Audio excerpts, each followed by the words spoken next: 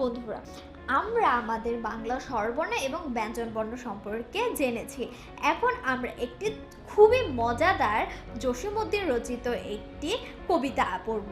চলো তাহলে শুরু করা যাক।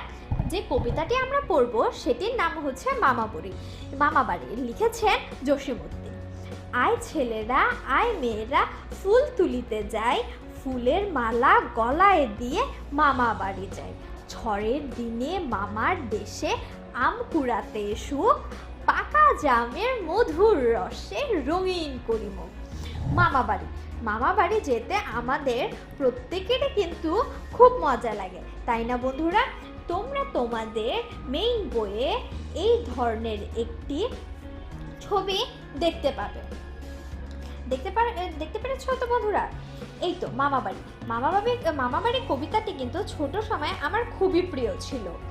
আমি জানি তোমরা যখন এই কবিতাটি পড়বে তোমাদেরও মজা লাগবে। দেখতে পাচ্ছ তো বন্ধুরা, এইখানে এই ছবির মাধ্যমে প্রত্যেকটি লাইন দেখানো হচ্ছে। তোমরা কিন্তু চাইলে এই ছবিগুলো দেখে, এই লাইনগুলো দেখে তোমরা কিন্তু এই কবিতাটি আরো বেশি মজা করে পড়তে পারো। ঠিক আছে বন্ধুরা? ফুলের মালা গলায় দিয়ে মামার বাড়ি যাই।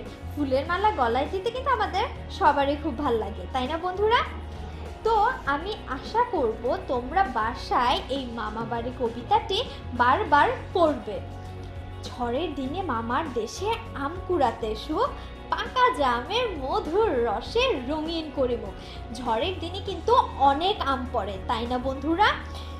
কিন্তু তোমরা কিন্তু ঝড়ের সময় কখনো আম কুড়োতে বের হবে না, এটি কিন্তু খুবই রিস্কি। ঠিক আছে বন্ধুরা? তাহলে তোমরা এই কবিতাটি বাসায় বারবার পড়বে এবং খুব মজা করে এই কবিতাটি আবৃত্তি করবে। ধন্যবাদ।